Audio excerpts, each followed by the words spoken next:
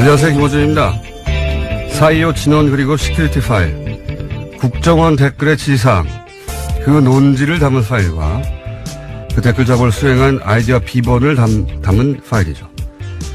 최근 대법원 법원행정처 컴퓨터에서 우병우 전 민정수석이 2심 유죄 판결에 큰 불만을 표시했고, 해당 파일이 대법원 판결에 중대한 변수가 될 거라는 내용이 발견이 됐죠.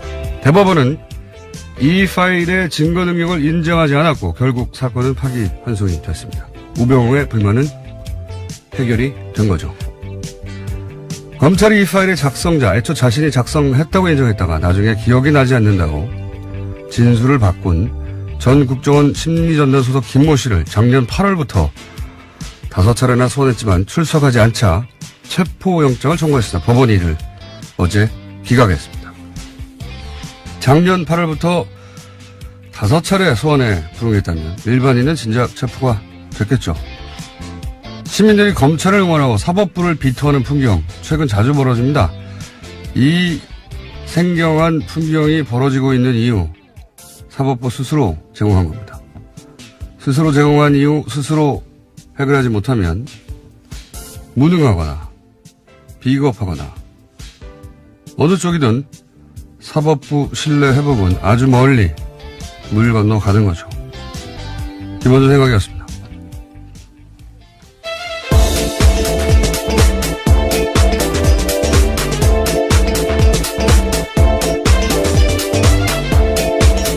시사인의 김은지입니다. 체포영장이 기각됐다는 뉴스가 이렇게 구석에 처박혀 있나 모르겠어요. 네. 기각됐습니다. 네, 그러게요.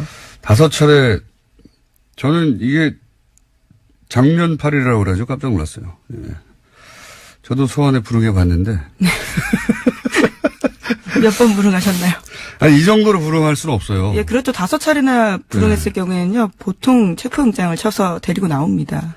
2번, 뭐, 그것도 이제 변호사 통해서, 예, 일정 조율하고, 그러면서 한 2번, 뭐, 어떨 경우는 특수한 상황이 되면 3번, 이렇게 모르겠는데, 작년 8월이잖아요. 작년 8월. 이게 언제부터입니까? 이게 작년 8월부터 했는데, 아직도 안 나오면 체포해야 되는 거 아닙니까? 네, 그리고 참고인이 아니라 피의자라고 법원조차 밝히고 있거든요. 그렇기 때문에 반드시 나와서 설명해야 될 부분들이 있는데, 나오지 않고 있는 겁니다. 네, 이분이 이제, 검찰 수사를 하니까 이제 아프셨어요 또. 아프실 예정인 분들이 많잖아요 이럴 때는. 아프셔가지고 병원에 입원해가지고 계속 안 나오고 있다가 퇴원했는데도 지금도 안 나오는 겁니다. 네. 예, 저도 법정에서 여러 차례 봤었는데요. 기억상실 증언도 굉장히 많이 했습니다. 스스로도 기억력이 부족하다라는 이야기까지 했었는데 이제는 아프기까지 하신 거죠. 처음에는 본인이 작성했다고 했어요. 예, 검찰에서는 그렇게 이야기했었습니다. 네, 했는데 나중에 이제 진술을 기억이 나지 않는다고 진술을 바꾸고 대부분은 그걸 받아들여 준 거예요. 예. 본인이 기억나지 않는다고 하니까 본인이 작성한 게 확인이 되지 않는다. 이거 얼마나 편합니까? 네, 자기 이메일은 다 맞고 누구와도 공유한 적이 없지만 첨부 파일만 기억이 안 난다라는 거였습니다. 기억이 나지 않으니까 대부분이 기억나지 않는구나. 그러면 안 되지 하고 증거 능력을 인정하지 않아서 이거 얼마나 편해요. 예. 저도 앞으로 이렇게 할 생각입니다. 무슨 문제가 생기면. 자, 첫 번째 뉴스가 뭡니까? 네, 이명박 정부 시절 국가정보원이 대북공작금을 사용해서 전직 대통령 뒷조사를 했습니다. 10억 여원으로 김대중 노무현 전 대통령의 뒤를 캔 건데요. 검찰은 최종업 전 이명박 정부의 국정원 3차장 주도로 이러한 비밀 프로젝트가 실행됐다는 사실을 확인했습니다. 그리고 구속영장을 청구했는데요. 김대중 전 대통령 뒷조사는 데이비슨이라는 공장명으로 됐고요. 노무현 전 대통령의 뒷조사에는 연어라는 공장명이 붙었습니다. 데이비스는 뒤에서 나온 것이고 연어는 이제 노무현 대통령 해외 비리가 있으면 그 사람들을 국내로 다시 돌아오게 만들겠다는 이런 뜻이 담긴 거라고 하던데. 네, 하지만 다 실패했습니다. 사실이 아니었어요. 예, 사실 무근으로 판결이 나서 실패했는데 이게 이제 실패했기 때문에 드러나지 않을 뻔했던 거죠. 예, 그런데 이게 어떻게 드러났냐 재밌습니다. 갑자기 이름 생각납니까? 네, 원세훈 전 원장. 네네. 제가 오늘 멍한 상태거든요. 중간중간에 도와줘야 돼요. 네. 수면 부족으로 멍하기 때문에. 원세훈 원장이 이제 국정원 자금을 유용한 사건을 뒤지는데 그 중에 하나가 호텔 스위트룸을 개인 용도로 빌렸는데 그 자금이 대북 공작금이었던 거예요. 네, 하필이면 대북 공작금을 손을 대서요. 줄줄이 엮이게 된 겁니다. 대북 공작금을 이용해서 대북 공작 능력을 조화시켰기 때문에 북을 이롭게 했으니까 빨갱이죠. 보수 진영의 논리로 따지면 어쨌든 근데 이제 그 자금을 뒤지다 보니까 비는 구석들이 있는 거죠. 그 비는 구석들을 또 따라가다 보니까 이게 나온 거예요. 예. 이런 게 요즘 보수에서 유행하는 단어로 말하자면 정치 보복인데, 근데 이제 그 용어로도 전혀 적합하지 않은 것이 보복이 되려면 김대중 노무현 두 대통령이 이명박 전 대통령을 굉장히 괴롭혔어야 되잖아요. 그런데 사면을 해줘서 정치를 복귀시킨 게 김대중 전 대통령이고, 그리고 청계천 한다고 했을 때 서울시장, 이명박 서울시장 시절에 중앙부처가 이거 협조해주지 않으면 안 되거든요. 보수 정권이었을 때 박원순 시장이 뭐 한다고 그러면 그렇게 못하겠어요. 노무현 대통령이 이거 해주겠어요. 네, 아예 국정원에서 보고서까지 쓰면서 공작을 했었던 바가 드러난 바가 있죠. 박원순 서울시장. 노무현 대통령 때는 이명박 서울시장이 청계천 복원한다고 하는 게 기본적으로 대통령 되기 위한 프로젝트였지만 그래도 물이 흐르는 게 낫다. 그래서 중앙부처 협조해주라고 했단 말이죠. 무슨 피해를 입기는커녕 도움을 받은 거예요. 기본적으로 대통령 가는 길로. 이게 최소한의 인간적 도의도 없는 이거는 그냥 정치 린치인 거죠. 린치. 보복이 아니에요. 이명박 전 대통령이 한 것은 린치를 가했죠. 심지어 대북 공작금을 사용해서 그조차도 사실로 드러나지 않았다라고 하는 건데요. 근데 이제 뭐 이런 일이 있지 않았을까 짐작만 하다가 이번에 이제 원세훈 원장의 큰 도움으로 이분이 큰 도움을 많이 주시고 계세요. 예, 특활비도 이분으로부터 시작된 것이고 동상을 세워드려야 될까. 어쨌든 여러 가지가 밝혀지고 있는 와중에 당사자들이 모두 인정했다라고 합니다. 자, 대북 공작금이라고 대북 공작금. 이 대북 공작금을 또 이 자금 추적하는데 국세청이 동원돼서 국세청 당시 국세청장에게 도와주세요. 예, 이현동이라고요. 네. 당시에는 국세청장은 아니었고 서울지방국세청장이었습니다. 그렇습니까? 예. 그리고 나서는 마지막엔 국세청장이 됩니다. 했죠. 예. 그때 이제 이 공작금을 받았다는 겁니다. 예, 오늘 아침 동아일보 보도인데요. 이명박 정부 시절에 이현동 전 국세청장이 위 프로젝트, 그러니까 데이비슨 프로젝트를 도운 대가로 국정원 돈 받았다라고 합니다. 수천만 원이 쓰였다라고 하는데요. 이 또한 대북 공작금이라고 합니다. 원세훈 전 국정원장이 큰 일을 하고 있습니다. 자, 새로 나온 내용입니다. 예. 대북 공작금으로 전직 대통령들 뒤를 캐다가 실패했는데 실패했던 사건이 이제 드러난 겁니다. 대북 공작금을 사용했기 때문에. 자, 다음 뉴스는요? 네, 박근혜 정부 또한 세월호 참사 특조위에 대해서 조직적인 방해, 그러니까 공작을 했다는 사실이요. 검찰 조사 결과 확인됐습니다. 여기에는 새누리당 원내 수석 부대표였던 김재원 의원, 조윤선 당시 정무수석, 그리고 해양수산부 고위 관계자가 방해 공작을 했다라고 하는데요. 최종 지휘를 한 사람은 이병기 청와대 비서실장이라고 합니다. 특조위가 방해받고 있다. 정부가 당시 박근혜 정부가 특조위를 방해하고 있다는 이야기는 특조위에서 활동하던 분들이 모두 다 했었어요, 그때. 네, 심지어 당시에도 문건이 나온 바가 있습니다. 부정해서 그렇죠. 그때는 이제 해수부 문건이 나왔는데, BH라고요. 인정하지 않았었죠. 근데 지금은, 조사가 이루어져서, 누가 그 일을 주도했는지가 이제 특정되기 시작한 건데, 여기 또 의외로 조윤선 전 장관이 등장을 하네요. 해수부 고위 관계자야, 당연히 해수부 관할 부처니까 등장을 했을 텐데, 조윤선 정무수석이 당시에 이 사안에 관여했다. 네. 이 사안이 또 기소되면 조윤선 전 장관의 형량이 늘 수가 있겠네요. 아주. 네, 굉장히 구체적으로 장소와 시간이 특정되고 있는데요. 2015년 1월 달에 세 사람이 만나서 특정 호텔에서 만났다라고 합니다. 그러면서 박근혜 전 대통령 7시간 행적 등을 조사하려고 했던 특조위 방해 공작 논의했다라고 하는데요. 여기서 제로베이스라는 단어가 나온다라고 합니다. 그러니까 특조위 인원과 예산을 모두 축소해서 집행하라라는 의미로 보고 있다고 그러니까 합니다. 특조위 출범하기 이전 제로베이스처럼 만들어버리라 뭐 이런 의미였던 것 같은데 이게 이제 그 이후에 벌어진 일을 생각해 보면 당시에 그 여야가 추천한 특조위원들이 있었어요. 근데 어느 날 갑자기 이 특조위원들 기자회견을 여는 겁니다. 기자회견을 하고 나서 싹 빠져버리죠. 네. 심지어 여당 추천 의원들이 특조위를 비판하면서 나가는 겁니다. 그리고 나서 그때 이제 특조위에 파견된 공무원들도 있었거든요. 공무원도 싹 철수를 해요. 그러니까 야당 추천 인사들만 남았는데 공무원들이 도와줘야 부처에서 무슨 협조를 받죠. 아무것도 못하는 거예요. 근데 복사나 팩스도 보내지 못했던 상황이라고 저도 기억하고 있는데요. 그때 이분들이 사실 엄청나게 항의했는데 언론이 제대로 다뤄주지 않았었는데 생각해 보시면 보십시오. 당시 이병기 청와대 비서실장은 사실 국정원장 출신이죠. 예. 국정원에서 이런 일을 했던 것도 드러났었죠. 이 공무를 공작처럼 한 거예요. 예. 자기들끼리 모여가지고 이렇게 싹 특조위 활동을 방해하자 한 다음에 여당이 당시 새누리당이 추천한 특조위원들한테 기자회견을 시켜줘. 시키면 합니다. 시키면 해요. 그리고 공무원 철수시키죠. 시키면 하는 겁니다. 다 이렇게 한 다음에 결국은 무력화해서 할 수 있는 두 손 들게 만든 거죠. 예. 그거 알아야 합니다. 당시 이명박 박근혜 정부 시절에는 정권이 좋아하거나 싫어하는 일들은 공적 업무를 공작처럼 했어요. 자원외교 좋아하면 공작처럼 진행하고, 예. 예를 들어 세월호 특조위 싫어하면 공작처럼 방해하고.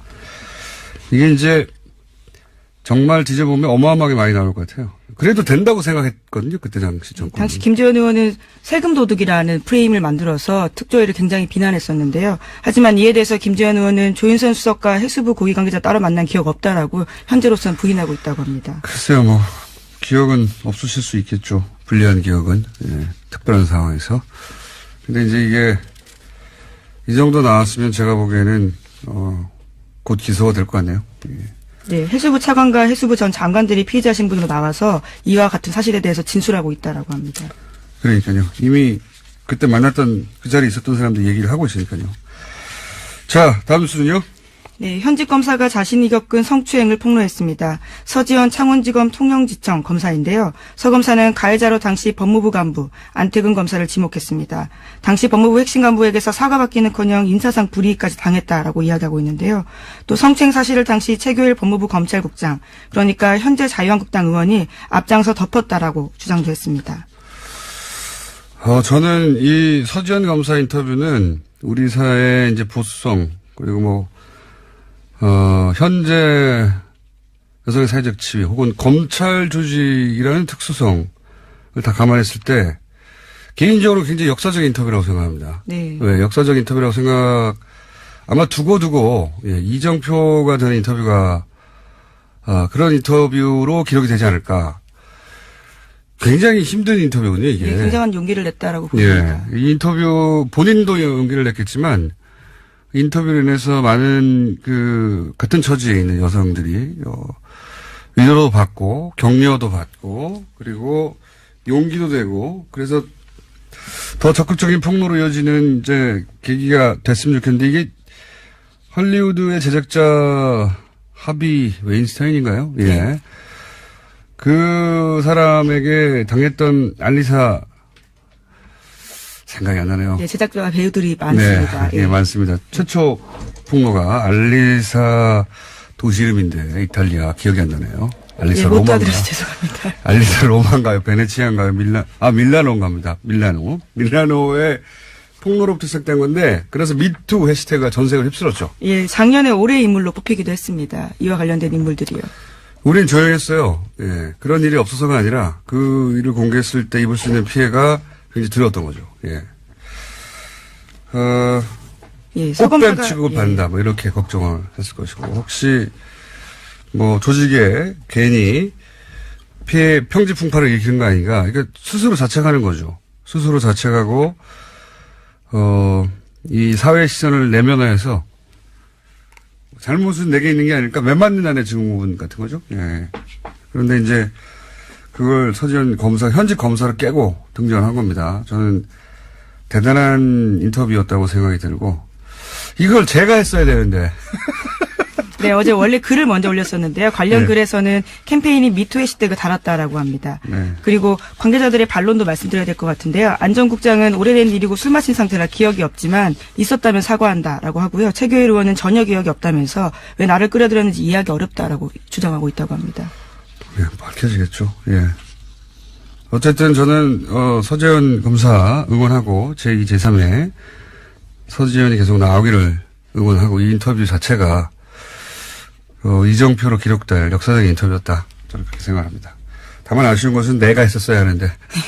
예, 대검 감찰본부에서 계속해서 조사하겠다라고 하니까요. 이후 상황들도 팔로우하실 수 있을 것 같습니다. 알겠습니다. 오늘은 인터뷰가 많아가지고 바로 이어가지고 저희가 어제도 미니를 하나 했기 때문에 미니를 하나 준비했습니다. 안철수 대표 비서실장 송기석 의원 수트에 직접 나오셨습니다. 안녕하십니까? 네, 안녕하십니까. 송기석입니다.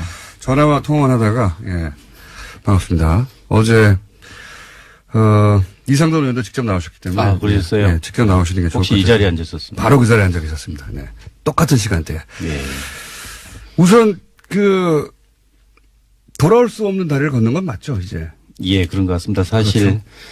어제 그제 일월 28일 이른바 이제 통합 반대하는 이른바 민평당 측에서는 장준이 발기인데 이렇게 하고 그리고 통합 추진하는 국민당 안철수 대표 측에서는 당무위 열어서 179명 징계함으로써 사실상 끝난 거죠, 이제. 돌아올 수 없는 다리를 걷는 거 아닌가 그렇게 보입니다. 알겠습니다. 어차피 이제 돌이킬 수 없는 일이면 그냥 핵심 몇 가지만 여쭤보겠습니다. 지금 최근에 논란이 되는. 예. 그 전당대회 때 이제 당원을 이것저것 바꾼 거 이것에 대해서 반대쪽에서는 꼼수라고 하는 평가에 대해서는 어떻게 생각하십니까? 당원 자체를 바꾸지는 않았습니다. 그렇지 않아도 당규문만 바꾼 겁니다. 그렇죠. 이제 당원까지 예를 들자면 그러니까 대표 당원에 의한 투표 방식의 전당대회가 아닌 다른 거기다 또는 추가하거나 그걸 논란이 있었는데요. 일단 정면 돌파한다는 측면에서 당원은 개정하지 않았고 당규만. 네, 당규만 이제 그 전당대회 방식에 대해서만 좀 당규를 바꿨는데 이게 좀 여러 면에서 꼼수다라는 평가에 대해서는 어떻게 생각하십니까? 네, 새벽 6시에 시작한다든가 보는 입장에 따라서는 그렇게 볼 수도 있는 것 같습니다. 왜냐하면 전통적인 의미에 그러니까 한 장소에 특정 시간에 모여서 거기서 잠깐 토론 후에 투표하는 그런 형태가 전통적인 전당대회 아니겠습니까? 그렇지만 이 현대 이 뉴미디어 시대에 와가지고 과연 그 방식을 꼭 고수한 게 옳으냐라는 측면인데요. 거기에 이제 다른 걸 더 가미했다고 볼 수 있을 것 같습니다. 근데 모집단을 줄이려고 대표당원한테 전화해서 모집단을 10,000명을 한 절반 가까이 쳐낸 것도 포함해서 의장 권한을 사실상 무력화하는 디테일한 몇 가지 장치 이런 건 사실 반대파가 이렇게 했으면 안철수 대표 측에서도 가만 안 있었겠죠. 예, 분명히 제가 보기에도 논란의 소질이 있습니다. 다만 대표당원 같은 경우는 거의 한 이제 6,500원, 7,000명 가까이 다시 회복된 상황이고 그게 뭐냐면 결국 당비를 내지 않는 분들 또 연락이 안 되는 분들을 어떻게 대표당원 지위를 유지할 것이냐 여부가 이제 핵심이었던 것 같습니다. 핵심은 그게 아니라 어떻게든 통합을 하려고 하다 보니까. 그렇죠. 그런 측면도 있죠. 그런 측면이 다 아닙니까? 예, 그렇죠. 전대 이제 가결을 위해서 사실 그렇게 그렇죠. 그렇습니다. 인정하겠습니다. 갑자기 훅 인정하시고. 네. 자. 그리고 또 한 가지 계속 언론에 등장하는 게 이상돈 의원 비롯해서 통합에 반대하는 세 분의 비례대표. 네. 세 분보다 더인지 모르겠지만 어쨌든 드러난 건 세 분. 이분들의 출당을 본인들은 요구하는데 안철수 대표가 혹시 이걸 해줄 가능성이 조금이라도 있을까요? 그 전에는 아무래도 이제 정당의 자산이다. 당시 총선 당시에 정당을 보고 투표한 거 아니냐 그런 측면에서 임으로 할 수 없다라는 원칙적 원론적 입장을 표현하다가 어제 그제 이제 그 당무위 전에 입장 발표를 하면서 이제 나가세라 사퇴 요구까지 했습니다. 근데 사퇴하면 의원직을 그러니까요. 그래서 제가 보기에는 지금 우리 당 상황은 좀 통상의 상황은 아니라고 봐야죠. 더더군다나 사실상 분당 상황 아니겠습니까? 이런 경우는 그게 과연 그 의원직을 유지해 주는 게 오느냐 아는 게 오느냐. 다만 정치적 상황 변화에 따라서는 정치적으로 해결해야 되지 않겠습니까? 정치적으로 해결한다는 것은 유승민 대표의 표현에 맞춰서 이해하면 출당시켜 주라는 건데요. 네. 안철수 대표가 그렇게 할까요? 아마 상황에 따라서는 그렇게 갈 수도 있을 것 같습니다. 왜냐하면 그건 절대 안 된다고 말하는 것은 좀 통상의 경우와는 다르기 때문에 제가 이제 이렇게 말씀드립니다. 그렇죠. 안철수 대표가 국민의당 참당할 때도 민주당 소속 비례 이 얘기 여러 번 나오지만. 네, 그랬습니다. 언론에서도. 그러니까요. 민주당이 요구했고 민주당에서 출당시켰죠. 실제 경남도 의원 그렇게 해줬고. 그러니까 안철수 대표 자신은 했는데 인사동돈 의원은 안 된다. 이거는 앞뒤가 안 맞췄습니까? 그렇습니다. 그 측면이 있습니다. 네, 그래서 제가 그렇게 인정해버리시면 말씀드립니다. 어떡합니까, 이거. 게다가 표면적 이유가 뭐라고 하든 결국은 민평당 등치가 커지면, 안 되니까 안 해주는 거라고 다들 생각하지 않습니까? 그 측면도 있고 사실상 이렇게 민평당이 교섭단체 이상이 커진다면 이건 정상적인 통합으로 제가 봐도 보기 어려운 거 아니겠습니까? 이게 네. 아니 통합 합당이라는 게 저는 국민의당의 외연 확장이고 사실상 흡수라고 생각하지만 형식상 통합이지만 그렇다 하더라도 이건 마이너스 통합 이건 의아해야 할 거 아닙니까? 그러니까 그런 측면에서도 자기가 욕먹지 않으려고 그리고 남이 잘 될까 봐 막는 거잖아요. 아무튼 그런 측면보다는 최대한 함께 갈 수 있게 좀 설득하겠다. 이런 측면이죠. 예, 뭐. 이것도 인정하셔야 될 것 같은데. 아니, 이게 명분이야 뭐 정치인들이 다 머리가 좋으니까 만들 수 있는데 결국은 저쪽 동네가 너무 커지고 내가 쪼그라들면 나는 욕먹고 저쪽은 잘 되니까 안 되는 거 아닙니까? 그렇죠. 기본적으로 뭐. 갑자기 또 인정하시고. 아니, 정치라는 게 이제 혼자 할 수 있는 건 아니고요. 최대한 뭐 세력을 함께 해야 되는 거니까. 예, 그런 욕심은 있지만.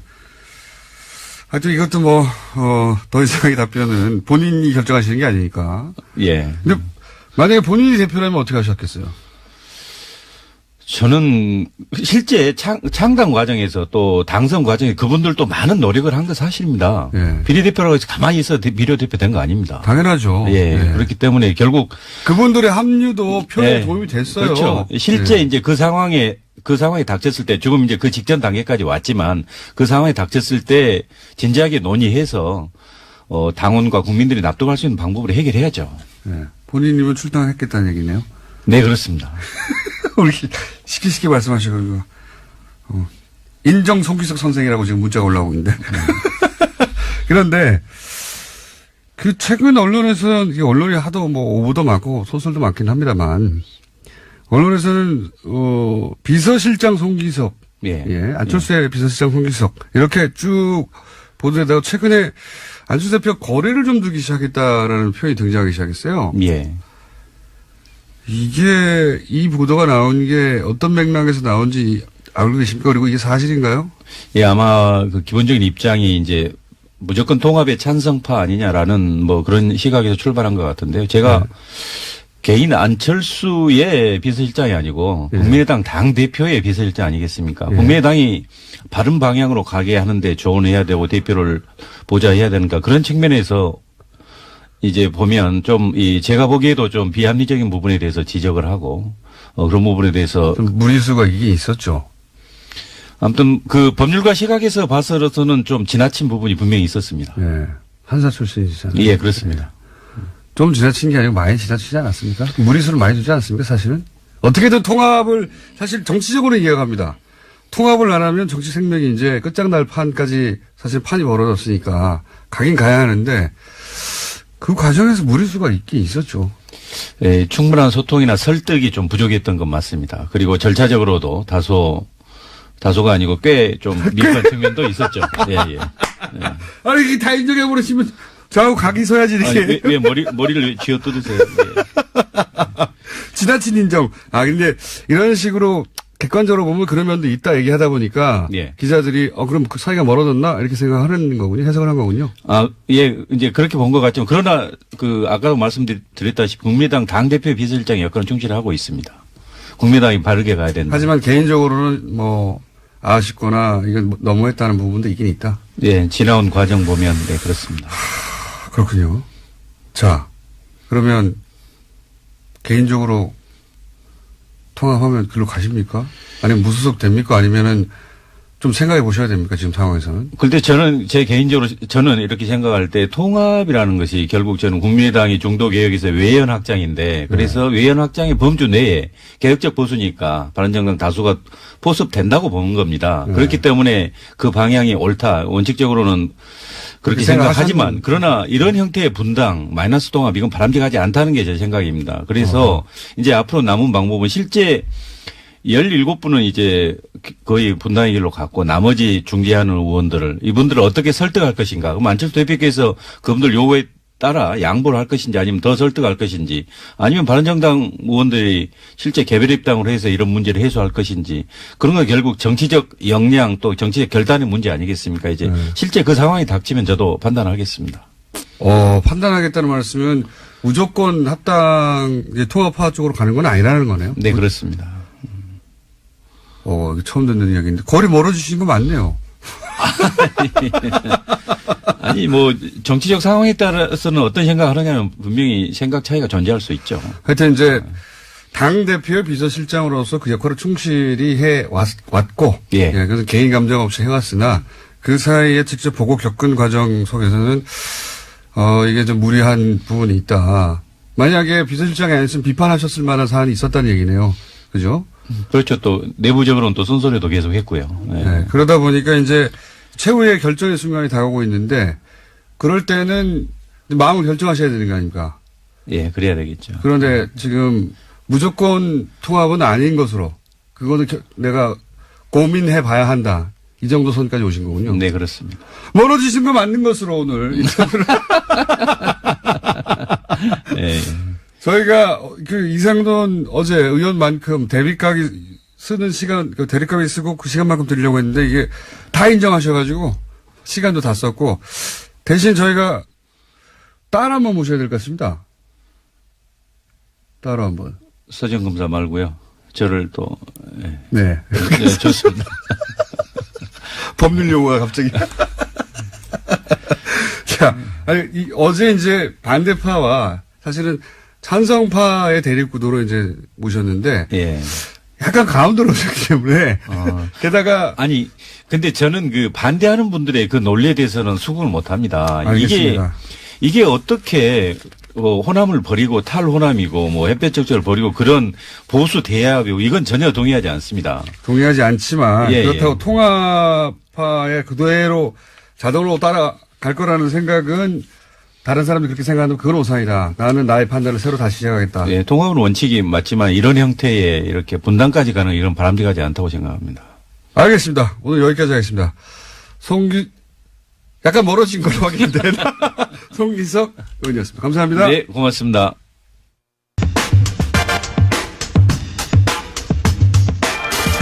(2주) 전 목요일 날 JTBC에서 가상화폐 토론을 가졌습니다. 굉장한 화제였습니다. 특히 유시민 작가 단연 주인공이었죠. 네. 직접 오셨습니다. 안녕하십니까? 안녕하세요. 네. 샤랄랄랄라 이건 또 무슨 음악이야?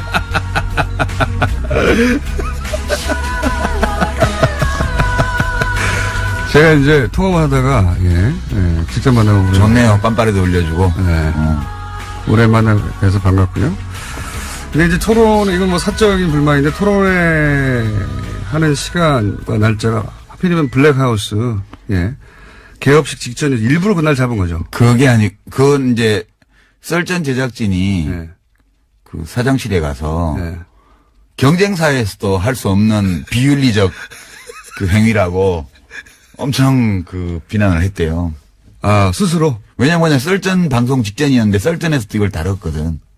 아하. 썰전에서 다뤘는데 또 했구나, 앞에서. 그렇지. 예. 그래서 썰전 제작진이 이거는 경쟁사 사이에서도 할 수 없는 차마 비윤리적인 행위라고 그러니까 하더라고요. 블랙하우스 개업식을 망가뜨리려고 하는. 그만큼 이 문제가 급한 문제여가지고. 그러면 이 문제는 결국은 손석희 사장님의 음모네요? 그렇지.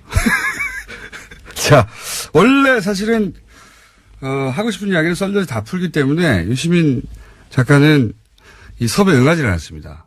예. 근데 오늘은 직접 스튜디오에 따로 출동을 해야 할 만큼 이 심각한 사태가 벌어졌다고 이제 판단하신 거죠. 뭔가. 그렇죠. 예. 썰전이나 JTBC 이외에 또 어딘가에 가서 이거 꼭 풀어야 되겠다 생각하신 거죠. 뉴스 공장밖에 없지. 그렇다고 봐야죠. 네. 자, 오늘 그래서 도대체 블록체인이 뭔지, 비트코인이 뭔지, 뭐 기타 등장하는 여러 가지 용어들이 있습니다. 분산 원장이라는 단어도 등장하고요. 뭐 영어도 막 등장해요. 예. 작업 증명 이런 거 등장하고 기사 읽다 보면 포기하게 돼요, 중간에. 근데 문제가 뭐냐면. 근데 모든 기사의 뒤에는 거래소 광고가 붙어 있어요, 인터넷에 보면. 그렇죠. 네. 그 얘기 좀 이따 할 텐데.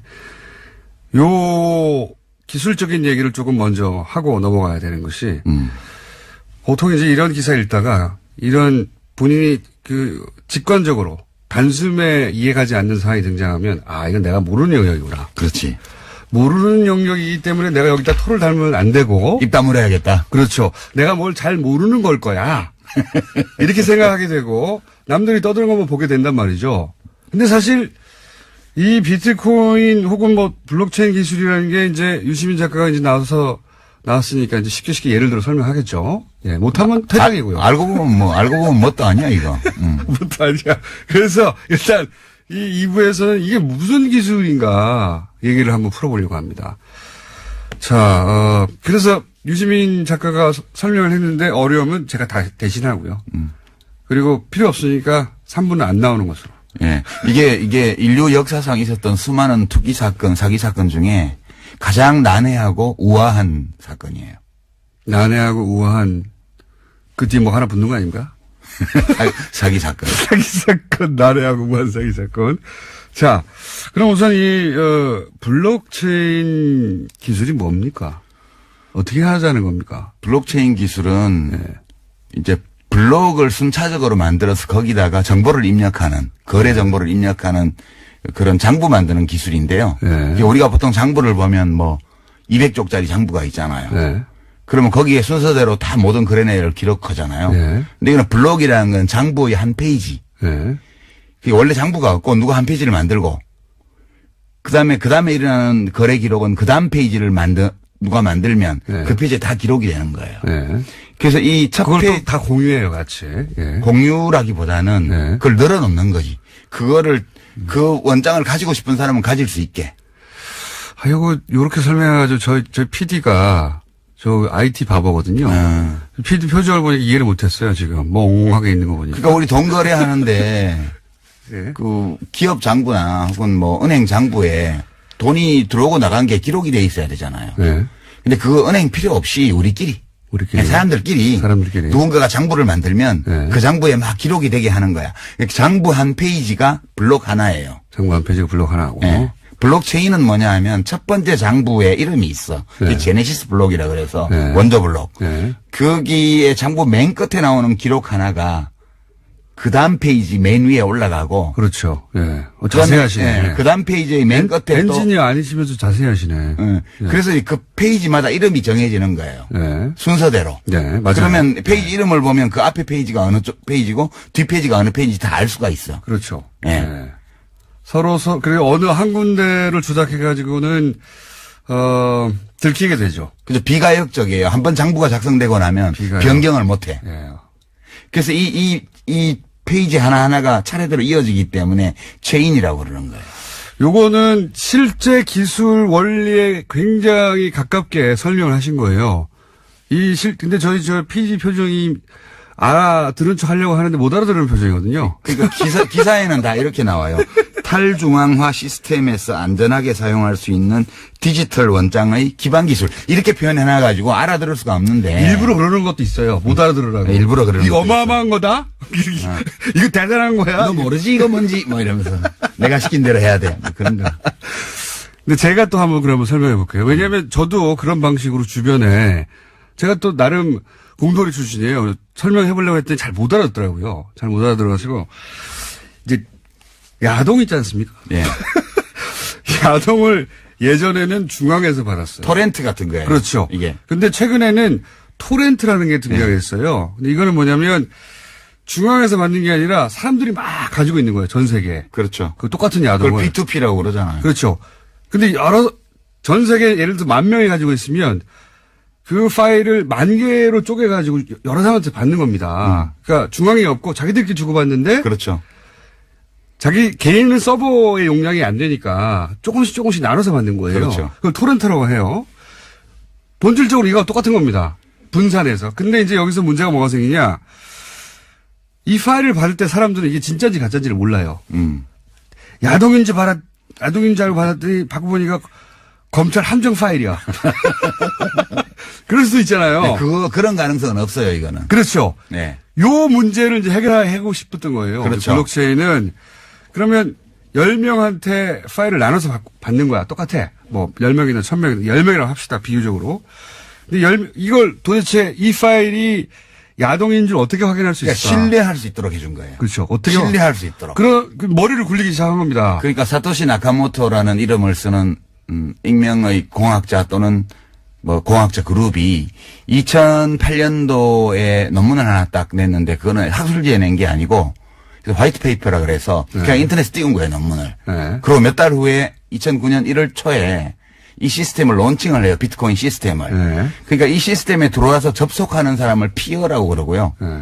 그러니까 피어들끼리, 그냥 컴퓨터들끼리, 또 노드라고도 하는데 이 사람들끼리. 너무 잘하는데? 네. 이 사람들끼리 그냥 거래를 해요. 비트코인 하나 줘, 뭐 줄게. 이렇게 해서 거래를 하면 거래 기록이 생길 거 아니에요. 네. 근데 이 거래 기록을 장부에 기록을 해야 되는데. 그렇죠. 최초의 이 사토시가 내려받은 최초의 제네시스 블록. 네. 거기는 기록이 하나밖에 없어요. 이 받았다. 네. 비트코인 받았다. 네. 이거 채굴해가지고. 네. 이 블록을. 첫 번째 채굴이니까. 예, 블록을 만드는 걸 채굴이라 그래요. 아, 이것도 설명해야 되는데. 아니, 채굴이라 그러는데. 저희 그러니까 PD가 이때까지 못 알아듣다가 본인이 못 알아듣는 걸 표시를 내기 싫으니까 고개 끄덕끄덕해서 알아들은 척. 그러니까 우리가 이제 사람들이 그 시스템에 비트코인 시스템에 쫙 들어와서 예. 서로 막 거래를 해요. 예. 그럼 거래 정보가 기록이 되려면 장부 페이지가 만들어져야 하는데 그게 한 페이지가 한 블록이라 그랬잖아요. 예. 그 10분마다 블록이 갱신돼요. 10분마다. 예. 그럼 새로운 블록을 만드는 놈은 장부를 만든 놈이잖아. 예. 얘한테 보상을 해줘야 돼. 그렇죠. 그 처음에는 50비트코인을 줬어. 예. 블록 하나, 장부 한 페이지를 만들면. 예. 그리고 이 장부에 앞으로 기록될 거래 내역이 생길 거 아니에요. 예. 그러면 그 거래 내역의 숫자에 따라서 또 수수료를 줬어요. 예. 그 수수료가 비트코인입니다, 사실. 그렇죠. 예. 수수료와 이해가 보상금을 시간을 다 모르네. 비트코인으로 준 거지. 예. 처음에는 보상금을 블록 하나에 50비트코인 줬다가 예. 21만 개 만들어질 때마다 반씩 줄여갖고 지금은 12개 반인가 줘요. 예. 지금 그동안 세월이 가서. 자, 요게 이제 기술 원리에 아주 부합한 설명입니다. 아주 부합한 설명인데 제가 야동으로 다시 한번 시도해 볼까요? 이 야동은 신뢰가 없잖아. 그러니까 야동을 어떻게 신뢰할까 고민한 거예요. 예를 들면 이거 받기 전에 내가 이게 틀림없이 야동이라는 걸 알아야 되잖아요. 네. 받는 과정에도. 그럼 어떻게 했느냐. 10명에다가 10문제를 풀게 한 겁니다. 다. 그 10명이 쫙 있다. 파일. 그렇게 설명하면 안 되고. 못 알아들으시는 표정이에요. 그러니까 이제 지금 이 비트코인 시스템이 모든 암호화폐의 이제 기본 형태인데 예. 이 사토시라는 자가 하여튼 사람인지 아닌지 모릅니다, 현재. 사토시라는 자가 이 집단이지. 시스템을 설계를 했어요. 예. 근데 재밌는 게 사람들이 여기 들어와야 될 이유가 없는 거야. 그렇죠. 이거를 퍼블릭 블록체인이라는 이름을 붙여서 예. 퍼블릭 아니거든요. 우리가 보통 생각하는 퍼블릭은 공공재 예. 이걸 퍼블릭이라 그러는데 이거는 퍼블릭하고 아무 상관이 없어요. 예. 그냥 오픈돼 있는 거죠. 사람들이 들어와야 되는데 안 들어올 이유가 없어. 그러니까 도토리 줄게. 예. 그래서 와서 있습니다. 열심히 이제 문제를 풀어서 예. 그 원장 장부를 만드는 놈한테 상을 주는 시스템을 만든 거예요. 그 상위 비트코인인데. 비트코인으로. 예. 그런데 이제 이 페이지 하나는 나도 말하고 싶어 죽겠네, 이거. 이게 뭐요? 손님이니까 해보세요. 페이지 하나는 용량이 1메가바이트예요. 예. 그러니까 블록 하나의 용량은 1메가바이트고 예. 이 1메가짜리를 계속 돌릴 수는 없으니까 헤더라는 걸 만들어서 예. 그 1메가바이트에 정보를 표시하는. 최대 거죠? 용량인 요 블록의 주요 정보를 딱 요약해서 80바이트로 헤더에 딱 저장을 해요. 색인 같은 거죠, 색인 같은 거. 네. 근데 우리가 보통 사람들이 쓰는 거는 그 180기가바이트 이상의 데이터를 다운받아야 되는 그 비트코인 시스템 전체를 다운 안 받아요. 그렇죠. 사람들은 대부분 헤더만 다운받아요. 예. 그래서 이거를 완전 노드라 그래서 완전히 다 비트코인 코어를 받아서 채굴하는 사람을 예. 완전 노드라 그러고 예. 이 거래를 위해서 지갑만 만들어서 맞습니다. 그 지급 검증 모드라 그래요. 그거를 헤더만 다운받는 거를. 예. 그러니까 이게 장부를 연속적으로 만들어 나가서 그걸 되돌릴 수 없게 만들어서 이 시스템에 들어온 사람은 서로를 신뢰할 수 있게 하는 거예요. 근데 이 장부를 만들려면 저희 PD 포기했어요, 얼굴이 보니까. 그래요? 아니, 이해하고 싶어 죽겠거든요, 자기도. 근데 이제 따라오다가, 아니, 난 안 되나 보다 하고 지금 그 표정이네요, 지금. 하여튼 그런 거예요. 그렇게 장부를 만드는 사람한테 상 주는 시스템이야. 제가 그러면, 왜냐면, 이게 원리에 정확하게 부합되는 설명이 맞아요. 제가 알고 있는 바. 근데 제가 그 설명으로 설득시키나 이해시킨 사람이 별로 없어가지고. 아니, 그냥 이렇다는 거 알면 돼요. 그냥 별거 아니라는 거. 제가 이제 아주 쉬운, 원리에는 약간 벗어나지만 본질은 비슷한 겁니다. 예를 들어서 비밀번호가 하나 있어요. 비밀번호가. 이 비밀번호가 있는데 그걸 사진을 찍었어요. 사진을 찍어요. 그런데 그걸 퍼즐로 막 나눠요. 예. 그걸 만약에 10명이 보유해요. 비밀번호를 알려면 그 퍼즐 10개를 다 훔쳐야 되잖아요. 10사람으로부터. 그렇죠. 좀 어렵죠. 근데 이게 10만 조각, 100만 조각이 됐다고 생각해보면 100만 명한테 가가지고 어떻게 다 훔칩니까, 그거를. 불가능하죠. 예. 이렇게 분산을 시켜버린 겁니다. 이렇게만 이해하세요. 예. 그래도 돼요. 그건 좀 부적절한 설명. 부적절한 설명이죠. 부적절한 설명인데, 이렇게만, 우리 PD는 좋아하잖아요, 봐요. 우리 PD 수에 맞추면 그런 겁니다. 아니, 사실은 이게 신뢰성이 있는 거는 그 비유도 좋지만, 이제 뭐 문제를 풀어야지 돼요. 여기서 그렇죠. 뭘 하려면. 예. 그러니까 10분마다 원장이 만들어지는데 여기서 뭘 해야 되는데, 얘네들이 암호화를 많이 해놔가지고, 이런 거예요. 까만색 칠을 해놓고, 이건 무슨 색깔, 무슨 색깔, 무슨 색깔을 몇 프로씩 쓸 건지 찾아내. 예. 그러니까 처음에는 채굴이 쉬웠어. 왜냐면, 이거 까만색이니까 빨강, 노랑, 파랑이야. 그러면, 그래, 너 잘했어. 이러고 장부 한 페이지 만들어주고 50비트 코인을 줬어요. 예. 근데 지금은 이게 2조배 어려워졌어, 처음보다. 그렇죠. 지금은 이 50가지 물감을 섞어서 한 색깔을 내놓고 이거를 몇 가지의 물감을 몇 %씩 섞어서 만들었는지 알아내면 상을 주는 거예요. 이게 블록을 주는 거예요. 비유하자면 그런 네, 겁니다. 근데 이거를 이론적으로 규명할 수가 없고 다 해봐야 돼. 그래서 채굴업자들이 그래픽 카드를 써가지고 어마어마하게 돌리는 거예요. 자, 요게 이제 정확하게 기술에 부합한 설명이고요. 제 방식으로 퍼즐을 이제 해볼게요. 퍼즐을 맞춰야 되잖아요. 네. 근데 비밀을 알고 싶어요. 돈을 훔치고 싶어서. 그렇지. 퍼즐을 맞춰야 되는데 조각이 너무 많아요. 조각이 너무 많으니까 컴퓨터가 많이 필요해요. 그렇죠. 예. 그런데 이걸 개인이 할 수 없으니까 이제 이걸 해주고 수수료를 받는 거예요. 그게 채굴업체예요. 예, 그게 채굴이고 그때 수수료 받는 게 비트코인입니다. 채굴이라는 게 조각을 맞춰주고 이게 조각이 다 맞고 이게 가짜가 아니야. 라는 게 누군가 대신해줘야 되는 건 조각이 너무 많아. 그렇게 생각하시면 됩니다. 난 비밀번호를 알고 싶은데 이게 정확하게 기술에 부합되는 내용은 아니지만 본질이 그렇다는 거예요. 그걸 작업증명이라고 그래요. 그렇죠. 그 과정을. 예. 그러니까 이게 맞나? 안 맞나? 네, 수학 문제를 푸는 게 아니고 수많은 경우의 수를 직접 대입해 봐야 되는 거라 가지고 그러니까 컴퓨터가 많은 놈이 이기는 거예요. 10분마다 하나씩 블록이 만들어지니까. 예. 그러니까 어마어마한 그 양의 그래픽카드 GPU를 설치해 놓고 그거를 쪼개서 10,000대 가지고 작업하면 100대 가지고 하는 놈보다 100분의 1의 시간을 할 수 있는 거죠. 예. 그래서 전기를 많이 먹는다는 것이고 어마어마하게 먹는 거지. 어마어마하게 쌓아놓고 하는 거예요. 컴퓨터 한 대에 할 수 있는 일이 아니니까. 근데 문제는 예. 그걸 이제 해서 풀었네? 조각을 맞췄네? 그러면 잘했어. 수수료 하나 딱 주는 겁니다. 수수료 하나 아니라 블록 하나가 만들어지면서 네. 이제 문제는 그걸 비트코인이라고 하는 거죠. 난이도는 첫 번째 제네시스 블록하고 네. 50만 번째 블록을 비교를 하면 50만 번째 게 그 1조 8천억 배 어려워요. 난이도가. 숫자도 다 기억하면. 약 이분이 1조 진짜. 8천억 배 어려운데 그러니까 채굴은 어려워지니까 비용이 많이 드는데 예. 비트코인 값이 안 올라가면 채굴이 안 돼요. 그러니까 채굴이 스톱되는 순간 이 시스템은 다 다운되는 거기 때문에 무슨 수를 쓰더라도 이 시스템을 돌리려면 값을 올려야 돼요. 그래서 사기꾼들이 이제 사기적인 방법으로 값을 올리는 거죠. 자, 여기까지는, 저희 PD의 눈빛으로 봐. 한 3분의 1 정도를 이해하는 척 하고 있어요. 이해하는 척 하고 잠깐만. 있고.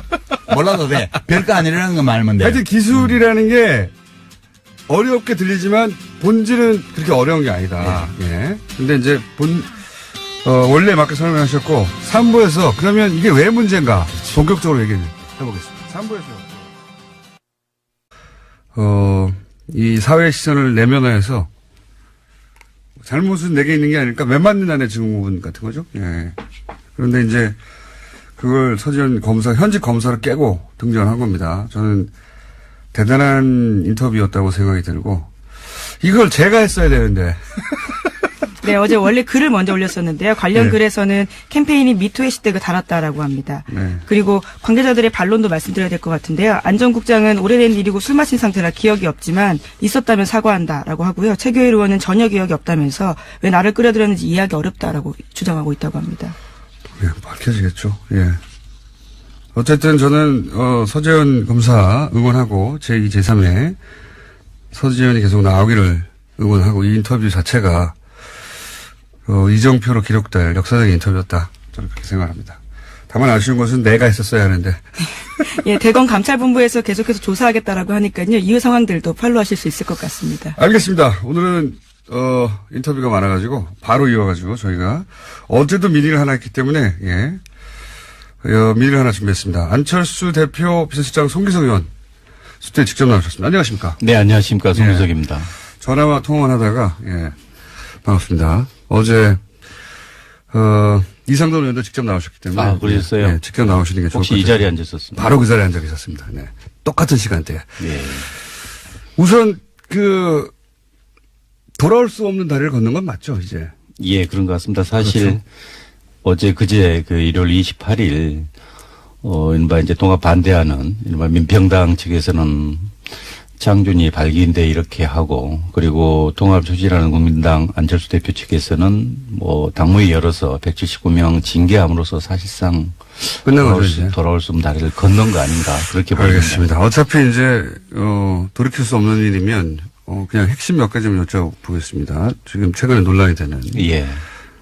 그 전당대회 때 이제 당원을 이것저것 바꾼 거 이것에 대해서 반대쪽에서는 꼼수라고 하는 평가에 대해서는 어떻게 생각하십니까? 당원 자체를 바꾸지는 않았습니다. 그렇지 않아도 당규만 바꾼 겁니다. 그렇죠. 이제 네. 당원까지 예를 들자면 그러니까 대표 당원에 의한 투표 방식의 전당대회가 아닌 다른 거기다 또는 추가하거나 그걸 논란이 있었는데요. 일단 정면 돌파한다는 측면에서 당원은 개정하지 않았고 당규만. 예, 당규만 이제 그 전당대회 어쨌든 방식에 대해서만 좀 당규를 바꿨는데 이게 좀 여러 면에서 꼼수다라는 평가에 대해서는 어떻게 생각하십니까? 네, 예를 들어 새벽 6시에 시작한다든가 보는 입장에 따라서는 그렇게 볼 수도 있는 것 같습니다. 왜냐하면 전통적인 의미에 그러니까 한 장소에 특정 시간에 모여서 거기서 잠깐 토론 후에 투표하는 그런 형태가 전통적인 전당대회 아니겠습니까? 그렇지만 이 현대 이 뉴미디어 시대에 와가지고 과연 그 방식을 꼭 고수한 게 옳으냐라는 측면인데요. 거기에 이제 다른 걸 더 가미했다고 볼 수 있을 것 같습니다. 근데 모집단을 줄이려고 대표당원한테 전화해서 모집단을 1000명을 한 절반 가까이 쳐낸 것도 포함해서 의장 권한을 사실상 무력화하는 디테일한 몇 가지 장치 이런 건 사실 반대파가 이렇게 했으면 안철수 대표 측에서 강행하자 한 다음에 여당이 당시 새누리당이 추천한 특조위원들한테 기자회견을 시키죠. 시키면 합니다. 시키면 해요. 그리고 공무원 철수시키죠. 시키면 하는 겁니다. 다 이렇게 한 다음에 결국은 무력화해서 할 수 있는 두 손 들게 만든 거죠. 예. 그거 알아야 합니다. 당시 이명박 박근혜 정부 시절에는 정권이 좋아하거나 싫어하는 일들은 공적 업무를 공작처럼 했어요. 자원외교 좋아하면 공작처럼 진행하고, 예. 예를 들어 세월호 특조위 싫어하면 공작처럼 방해하고. 이게 이제 정말 뒤져보면 어마어마하게 많이 나올 것 같아요. 그래도 된다고 생각했거든요. 그때 당시 정권. 당시 김재원 의원은 세금 도둑이라는 프레임을 만들어서 특조위를 굉장히 비난했었는데요. 하지만 이에 대해서 김재원 의원은 조윤선 수석과 해수부 고위 관계자 따로 만난 기억 없다라고 현재로서는 부인하고 있다고 합니다. 글쎄요, 기억은 없으실 수 있겠죠. 불리한 기억은. 예, 특별한 상황에서. 근데 이제 이게 이 정도 나왔으면 제가 보기에는 곧 기소가 될 것 같네요. 예. 네, 해수부 차관과 해수부 전 장관들이 피의자 신분으로 나와서 이와 같은 사실에 대해서 진술하고 있다라고 합니다. 그러니까요. 이미 그때 만났던 그 자리에 있었던 사람들 얘기를 하고 있으니까요. 자, 다음 수는요. 네, 현직 검사가 자신이 겪은 성추행을 폭로했습니다. 서지현 창원지검 통영지청 검사인데요. 서 검사는 가해자로 당시 법무부 간부 안태근 검사를 지목했습니다. 당시 법무부 핵심 간부에게서 사과받기는커녕 인사상 불이익까지 당했다라고 이야기하고 있는데요. 또 성추행 사실을 당시 최규일 법무부 검찰국장, 그러니까 현재 자유한국당 의원이 앞장서 덮었다라고 주장도 했습니다. 저는 이 서지현 검사 인터뷰는 우리 사회의 이제 보수성, 그리고 현재 여성의 사회적 지위, 혹은 검찰 조직이라는 특수성을 다 감안했을 때, 개인적으로 굉장히 역사적 인터뷰라고 생각합니다. 네. 왜, 역사적 인터뷰라고 아마 두고두고, 이정표가 되는 인터뷰가, 그런 인터뷰로 기록이 되지 않을까. 굉장히 힘든 인터뷰군요, 이게. 네, 굉장한 용기를 냈다라고 보입니다. 이 인터뷰, 본인도 용기를 냈겠지만, 인터뷰로 인해서 많은 같은 처지에 있는 여성들이, 위로도 받고, 격려도 받고, 그리고 용기도 되고, 그래서 더 적극적인 폭로로 이어지는 이제 계기가 됐으면 좋겠는데, 이게 헐리우드의 제작자 하비 웨인스타인인가요? 예. 네. 그 사람에게 당했던 알리사 생각이 안 나네요. 네, 제작자와 배우들이 많습니다. 네, 예, 많습니다. 최초 폭로가 알리사 도시 이름인데 이탈리아 기억이 안 나네요. 알리사 못 로마인가? 알아들어서 죄송합니다. 알리사 로마인가요? 베네치아인가요? 밀라노인가입니다. 밀라노의 폭로로부터 시작된 건데, 그래서 미투 해시태그가 전 세계를 휩쓸었죠. 예, 작년에 올해의 인물로 뽑히기도 했습니다. 이와 관련된 인물들이요. 우린 조용했어요. 예. 그런 일이 없어서가 아니라 그 일을 공개했을 때 입을 수 있는 피해가 굉장히 두려웠던 거죠. 예. 예, 꽃뱀 취급을 받는다. 뭐 이렇게 걱정을 했을 것이고. 혹시 조직에 괜히 피해 평지풍파를 일으키는 거 아닌가. 그러니까 스스로 자책하는 거죠. 스스로 자책하고. 안녕하세요. 김호준입니다. 4.25 진원 그리고 시큐리티 파일. 국정원 댓글의 지상. 그 논지를 담은 파일과 그 댓글 작업을 수행한 아이디어 비번을 담은 파일이죠. 최근 대법원 법원행정처 컴퓨터에서 우병우 전 민정수석이 2심 유죄 판결에 큰 불만을 표시했고, 해당 파일들이 대법원 판결에 중대한 변수가 될 거라는 내용이 발견이 됐죠. 대법원은 이 파일의 증거 능력을 인정하지 않았고 결국 사건은 파기환송이 됐습니다. 우병우의 불만은 해결이 된 거죠. 검찰이 이 파일의 작성자, 애초 자신이 작성했다고 인정했다가 나중에 기억이 나지 않는다고 진술을 바꾼 전 국정원 심리전단 소속 김모 씨를 작년 8월부터 5차례나 소환했지만 출석하지 않자 체포영장을 청구했습니다. 법원이 이를 어제 기각했습니다. 작년 8월부터 5차례 소환에 불응했다면 일반인은 진작 체포가 됐겠죠. 시민들이 검찰을 응원하고 사법부를 비토하는 풍경 최근 자주 벌어집니다. 이 생경한 풍경이 벌어지고 있는 이유, 사법부 스스로 제공한 겁니다. 스스로 제공한 이유 스스로 해결하지 못하면 무능하거나 비겁하거나 어느 쪽이든 사법부 신뢰 회복은 아주 멀리 물 건너 가는 거죠. 김원준 생각이었습니다.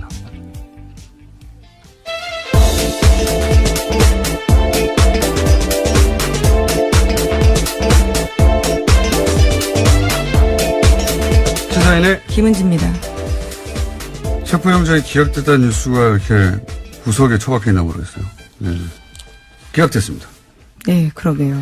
5차례, 저는 이게 작년 8일이라고 그러죠. 깜짝 놀랐어요. 예. 저도 소환에 불응해 봤는데. 몇 번 불응하셨나요? 아니, 이 정도로 불응할 수는 없어요. 예, 그래도 5차례나 불응했을 경우에는요, 보통 체포영장을 쳐서 데리고 나옵니다. 2번, 그것도 이제 변호사 통해서, 일정 조율하고, 그러면서 한 2번, 어떨 경우는 특수한 상황이 되면 3번, 이렇게 모르겠는데, 작년 8월이잖아요. 작년 8월. 이게 언제부터입니까? 이게 작년 8월부터 했는데, 아직도 안 나오면 체포해야 되는 거 아닙니까? 네, 그리고 참고인이 아니라 피해자라고 법원조차 밝히고 있거든요. 그렇기 때문에 반드시 나와서 설명해야 될 부분들이 있는데, 나오지 않고 있는 겁니다. 네, 이분이 이제, 검찰 수사를 하니까 이제 아프셨어요, 또. 아프실 예정인 분들이 많잖아요, 이럴 때는. 아프셔가지고 병원에 입원해가지고 계속 안 나오고 있다가 퇴원했는데도 지금도 안 나오는 겁니다. 네. 네, 저도 법정에서 여러 차례 봤었는데요. 기억상실 증언도 굉장히 많이 했습니다. 스스로도 기억력이 부족하다는 이야기까지 했었는데 이제는 아프기까지 하신 거죠. 처음에는 본인이 작성했다고 했어요. 예, 검찰에서는 그렇게 이야기했었습니다. 네, 했는데 나중에 이제 진술을 기억이 나지 않는다고 진술을 바꾸고 대부분은 그걸 받아들여 준 거예요. 예. 본인이 기억나지 않는다고 하니까 본인이 작성한 게 확인이 되지 않는다. 이거 얼마나 편합니까? 네, 자기 이메일은 다 맞고 누구와도 공유한 적이 없지만 첨부 파일만 기억이 안 난다라는 거였습니다. 기억이 나지 않으니까. 들이 모두 인정했다라고 합니다. 자, 대북 공작금이라고, 대북 공작금. 이 대북 공작금을 또, 이 자금 추적하는데 국세청이 동원돼서, 예, 국세청 당시 국세청장에게, 도와주세요? 예, 이현동이라고요. 네. 당시에는 국세청장은 아니었고 서울지방국세청장이었습니다. 그렇습니까? 예. 그리고 나서는 마지막엔 국세청장이 됩니다. 했죠. 예. 그때 이제, 이 공작금을 받았다는 겁니다. 예, 오늘 아침 동아일보 보도인데요. 이명박 정부 시절에 이현동 전 국세청장이 위 프로젝트, 그러니까 데이비슨 프로젝트를 도운 대가로 국정원 돈 받았다라고 합니다. 수천만 원이 쓰였다라고 하는데요. 이 또한 대북 공작금이라고 합니다. 원세현 전 국정원장이 큰 일을 하고 있습니다. 자, 새로 나온 내용입니다. 예. 대북 공작금으로 전직 대통령들 뒤를 캐다가 실패했는데 실패했던 사건이 이제 드러난 겁니다. 대북 공작금을 사용했기 때문에. 자, 다음 뉴스는요? 네, 박근혜 정부 또한 세월호 참사 특조위에 대해서 조직적인 방해, 그러니까 공작을 했다는 사실이요. 검찰 조사 결과 확인됐습니다. 여기에는 새누리당 원내 수석 부대표였던 김재원 의원, 조윤선 당시 정무수석, 그리고 해양수산부 고위 관계자가 방해 공작을 했다라고 하는데요. 최종 지휘를 한 사람은 이병기 청와대 비서실장이라고 합니다. 특조위가 방해받고 있다. 정부가 당시 박근혜 정부가 특조위를 방해하고 있다는 이야기는 특조위에서 활동하던 분들이 모두 다 했었어요, 그때. 네, 심지어 당시에도 문건이 나온 바가 있습니다. 부정해서 예. 그렇죠. 그때는 이제 해수부 문건이 나왔는데, 예, 이제. BH라고요. 인정하지 않았었죠. 근데 지금은, 조사가 이루어져서, 누가 그 일을 주도했는지가 이제 특정되기 시작한 건데, 여기 또 의외로 조윤선 전 장관이 등장을 하네요. 해수부 고위 관계자야, 당연히 해수부 관할 부처니까 등장을 했을 텐데 조윤선 정무수석이 당시에 이 사안에 관여했다. 네, 이 사안이 또 기소되면 조윤선 전 장관의 형량이 늘 수가 있겠네요. 아주. 네, 굉장히 구체적으로 장소와 시간이 특정되고 있는데요. 2015년 1월 달에 세 사람이 만나서 특정 호텔에서 만났다라고 합니다. 그러면서 박근혜 전 대통령 7시간 행적 등을 조사하려고 했던 특조위 방해 공작 논의했다라고 하는데요. 여기서 제로 베이스라는 단어가 나온다라고 합니다. 그러니까 특조위 인원과 예산을 모두 축소해서 집행하라라는 의미로 보고 있다고 그러니까 합니다. 특조위 출범하기 이전 제로 베이스처럼 만들어버리라 뭐 이런 의미였던 것 같은데 이게 이제 그 이후에 벌어진 일을 생각해 보면 당시에 그 여야가 추천한 특조위원들이 있었어요. 근데 어느 날 갑자기 이 특조위원들 기자회견을 여는 겁니다. 기자회견을 하고 나서 싹 빠져버리죠. 네. 심지어 여당 추천 의원들이 특조위를 비판하면서 나가는 겁니다. 그리고 나서 그때 이제 특조위에 파견된 공무원들도 있었거든요. 공무원들도 싹 철수를 해요. 그러니까 야당 추천 인사들만 남았는데 공무원들이 도와줘야 부처에서 무슨 협조를 받죠. 아무것도 못하는 거예요. 근데 복사나 팩스도 보내지 못했던 상황이라고 저도 기억하고 있는데요. 그때 이분들이 사실 엄청나게 항의했는데 언론이 제대로 다뤄주지 않았었는데 생각해 보시면 보십시오. 당시 이병기 청와대 비서실장은 사실 국정원장 출신이죠. 예. 국정원에서 이런 일을 했던 것도 드러났었죠. 이 공모를 공작처럼 한 거예요. 예. 자기들끼리 모여가지고 이렇게 싹 특조위 활동을 대법원이 기억나지 않는구나. 그러면 안 되지. 하고 증거 능력을 인정하지 않아서 얼마나 편해요. 예, 저도 앞으로 이렇게 할 생각입니다. 무슨 문제가 생기면. 자, 첫 번째 뉴스가 뭡니까? 네, 이명박 정부 시절 국가정보원이 대북 공작금을 사용해서 전직 대통령 뒷조사를 했습니다. 10억 여원으로 김대중 노무현 전 대통령의 뒤를 캔 건데요. 검찰은 최종업 전 이명박 정부의 국정원 3차장 주도로 이러한 비밀 프로젝트가 실행됐다는 사실을 확인했습니다. 그리고 구속영장을 청구했는데요. 김대중 전 대통령 뒷조사는 데이비슨이라는 공장명으로 됐고요. 노무현 전 대통령의 뒷조사에는 연어라는 공장명이 붙었습니다. 데이비슨은 뒤에서 나온 것이고 연어는 이제 노무현 대통령 해외 비리가 있으면 그 사람들을 국내로 다시 돌아오게 만들겠다는 이런 뜻이 담긴 거라고 하던데. 네, 하지만 다 실패했습니다. 사실이 아니었어요. 예, 사실무근으로 판결이 나서 실패했는데 이게 이제 실패했기 때문에 드러나지 않을 뻔했던 거죠. 예, 그런데 이게 어떻게 드러났냐 재밌습니다. 갑자기 이름 생각납니까? 네, 오늘 원세훈 전 원장. 네네. 제가 오늘 멍한 상태거든요. 중간중간에 도와줘야 돼요. 네. 수면 부족으로 멍하기 때문에.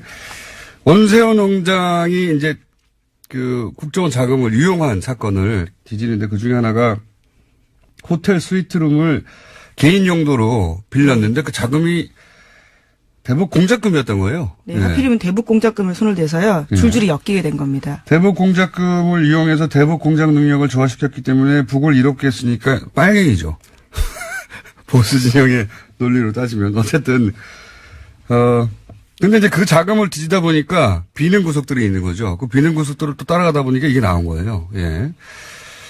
이런 게 요즘 보수에서 유행하는 단어로 말하자면 정치 보복인데, 근데 이제 그 용어로도 전혀 그 적합하지 않은 것이 보복이 되려면 김대중 노무현 두 대통령이 이명박 전 대통령을 굉장히 괴롭혔어야 되잖아요. 그런데 사면을 해줘서 정치를 복귀시킨 게 김대중 전 대통령이고, 그리고 청계천 한다고 했을 때 서울시장, 이명박 서울시장 시절에 중앙부처가 이거 협조해주지 않으면 안 되거든요. 보수 정권이었을 때 박원순 시장이 뭐 한다고 그러면 그렇게 못하겠어요. 노무현 대통령 때는 이거 해주겠어요. 네, 아예 국정원에서 보고서까지 쓰면서 공작을 했었던 바가 드러난 바가 있죠. 박원순 서울시장. 노무현 대통령 때는 이명박 서울시장이 청계천 복원한다고 하는 게 기본적으로 대통령 되기 위한 프로젝트였지만 그래도 물이 흐르는 게 낫다. 그래서 중앙부처 협조해주라고 했단 말이죠.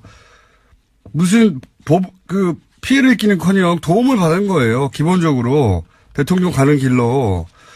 이게 최소한의 인간적 도의도 없는 이거는 그냥 정치 린치인 거죠. 린치. 보복이 아니에요. 이명박 전 대통령이 한 것은 린치를 가했죠. 심지어 대북 공작금을 사용해서 그조차도 사실로 드러나지 않았다라고 하는 근데 건데요. 이제 뭐 이런 일이 있지 않았을까 짐작만 하다가 이번에 이제 원세훈 원장의 큰 도움으로 이분이 큰 도움을 많이 주시고 계세요. 예, 특활비도 이분으로부터 시작된 것이고 동상을 세워드려야 될까. 어쨌든 여러 가지가 밝혀지고 있는 와중에 당사자